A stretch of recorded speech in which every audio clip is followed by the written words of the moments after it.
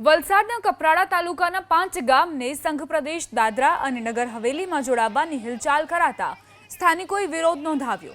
કપરાડાના મધુબન, નગર રાયમાળ, મેઘવાડ સહિતના 5 ગામને સંઘ પ્રદેશમાં જોડવાની કાર્યવાહી હાથ ધરવામાં આવી છે।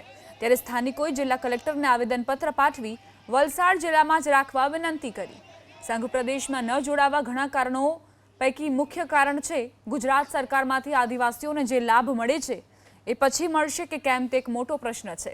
તો સ્થાનિક ભાજપ અગ્રણીઓએ પણ આ મુદ્દે સ્થાનિકોને સાથે રાખી ઉચ્ચ અધિકારીઓ સાથે બેઠક કરી।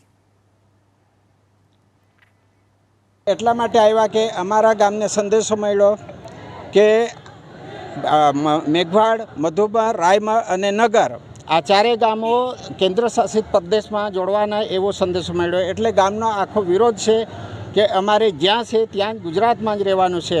ત્યારે ખબર પડી કે આ 4 ગામો સેલવાસમાં જોડી દેવાના હોય, જેથી સખત 4 ગામનો ખૂબ વિરોધ છે અને કહેવામાં આવે છે કે અમને 4 ગામ અમે સેલવાસમાં જવા માગતા નથી। અમને ગુજરાતમાં ખૂબ સારી રીતે સવલતો મળી રહી